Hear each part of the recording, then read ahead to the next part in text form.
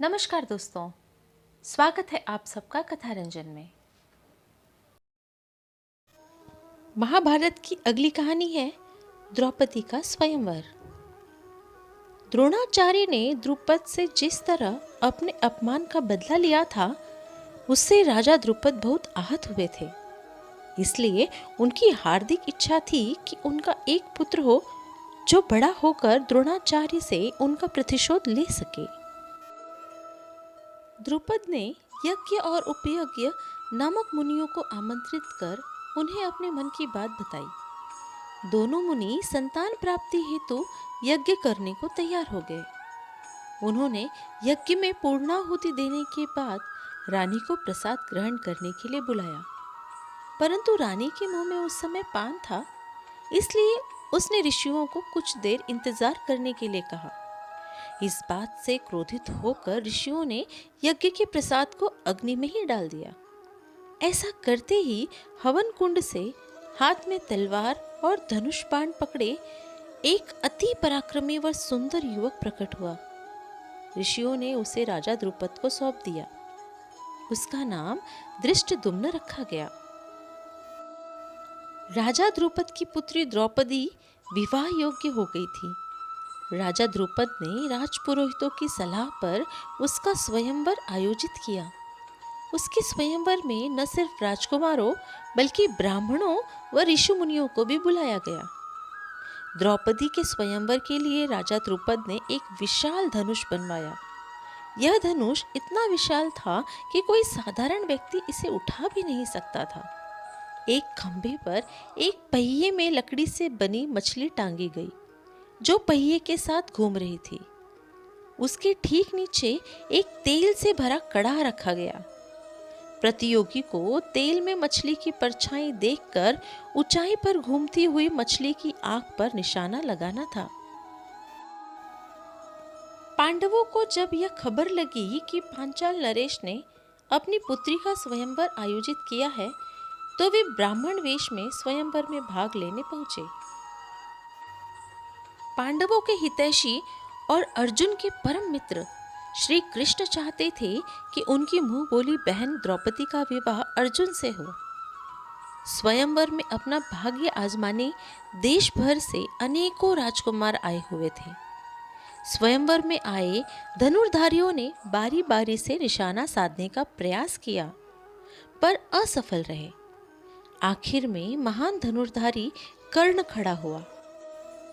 राजा द्रुपद को प्रणाम कर कर्ण ने जैसे ही धनुष उठाया, वैसे ही द्रौपदी बोली, निशाना साधने से पहले कृपया आप अपना परिचय दें। मैं जानना चाहती हूँ कि आप कहाँ के राजा या राजकुमार हैं। आपके माता पिता कौन हैं? जहाँ तक मैं जानती हूँ, आप सूत पुत्र हैं, इसलिए आप इस स्वयंवर में भाग नहीं ले सकते। द्रौपदी ने जो कहा वह सत्य था, इसलिए वहां मौजूद सभी लोग मौन रहे। लेकिन दुर्योधन से यह सहन नहीं हुआ। वह उठ खड़ा हुआ और द्रौपदी को संबोधित करते हुए बोला, ओ घमंडी राजकुमारी, तुमने मेरे मित्र का अपमान किया है। यह अंग देश का राजा है, तुम्हें इससे क्षमा मांगनी चाहिए। द्रौपदी पर दुर्योधन की बात का कोई प्रभाव नहीं पड़ा। उल्टा उसने दुर्योधन को उत्तर दिया, हस्तिनापुर के राजकुमार, मैं तुम्हारे कथन से सहमत हूं कि यह अंग देश का राजा है, किंतु फिर भी आपका मित्र राजवंश से संबंध नहीं रखता। दान या दया में मिले राज्य से कोई राजा नहीं हो जाता, इसलिए मैं इससे विवाह नहीं करूंगी। यह सुनकर कर्ण और दुर्योधन गुस्से में उठकर स्वयंवर छोड़कर चले गए। लेकिन दुर्योधन ने उसी समय प्रतिज्ञा की कि वह अपने मित्र के इस अपमान का बदला लेकर रहेगा। अचानक वहां उपस्थित जन समुदाय में तब हलचल होने लगी जब ब्राह्मण वेश में अर्जुन स्वयंवर स्थल की ओर जाने लगे। वहां उपस्थित कुछ ब्राह्मण चिल्लाए, उसे रोको, वह हमारे पूरे ब्राह्मण समुदाय का अपमान कराने जा रहा है। जब यहाँ उपस्थित बड़े बड़े क्षत्रिय इस कठिन काम को नहीं कर पाए तो वह कैसे कर पाएगा? हमें तो डर है कि कहीं इसे अपना सिर ही न कटवाना पड़े। अर्जुन ने इन बातों पर ध्यान न देते हुए धनुष बाण उठा लिया। फिर तेल के कड़ाह में मछली की परछाई को देखकर उसकी आंख को भेद दिया। इससे वहां पर हलचल मच गई। जहां श्री कृष्ण, द्रौपदी व राजा द्रुपद खुश थे, वहीं स्वयंवर में भाग लेने आए क्षत्रिय राजा अप्रसन्न थे। श्री कृष्ण ने राजा द्रुपद व द्रौपदी को अर्जुन की सच्चाई बता दी। क्षत्रिय राजाओं ने एक राजकुमारी का विवाह ब्राह्मण से होने पर आपत्ति जताई और वे राजा द्रुपद को मारने दौड़े। लेकिन इससे पहले कि वे कुछ अनर्थ करते, पांडव बीच में आए और उन्होंने उन्हें मात दी। फिर पांडव द्रौपदी को लेकर अपने घर की ओर चल पड़े।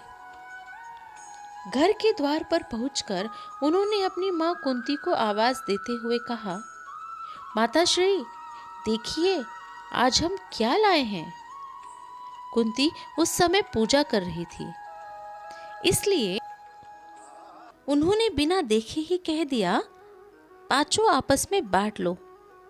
किंतु पूजा पूरी होने के बाद जब कुंती ने आंखें खोली और बहुमूल्य वस्त्राभूषण पहने एक खूबसूरत दुल्हन को अपने बेटों के साथ देखा, तो वह स्तब्ध रह गई कि क्षण भर पहले उन्होंने क्या कह दिया। वह मन ही मन स्वयं को कोस रही थी कि उन्होंने बिना देखे अप्रासंगिक बात क्यों कह दी। युधिष्ठिर ने कुंती को द्रौपदी के स्वयंवर के बारे में विस्तार से बताया। कुंती अभी भी चिंतित बैठी थी। यह देखकर द्रौपदी बोली, माताश्री, आप दुखी न हो। यह पहले से मेरे भाग्य में लिखा था। पूर्व जन्म में भगवान शिव से मुझे 5 पतियों का वरदान मिला था, इसलिए मैं आपके 5 बेटों की पत्नी बनकर रहूंगी। तभी श्री कृष्ण अपने बड़े भाई बलराम के साथ वहां पहुंचे। उन्होंने अपनी बुआ कुंती को प्रणाम कर उनकी चिंता का कारण पूछा। कुंती ने श्री कृष्ण को सारी घटना विस्तार पूर्वक बता दी। श्री कृष्ण ने उन्हें सांत्वना देते हुए द्रौपदी को पूर्व जन्म में शिव द्वारा मिले वरदान के बारे में बताते हुए कहा, पिछले जन्म में द्रौपदी ने 5 गुणों से युक्त विशिष्ट पति पाने के लिए कठोर तप किया था, किंतु शिवजी ने उसे एक साथ 5 पतियों की पत्नी बनने का वरदान दे दिया। उसी वरदान के फलस्वरूप यह संयोग बना है। यह सुनकर कुंती और 5 पांडव संतुष्ट हो गए और द्रौपदी 5 पांडवों की पत्नी बन गई।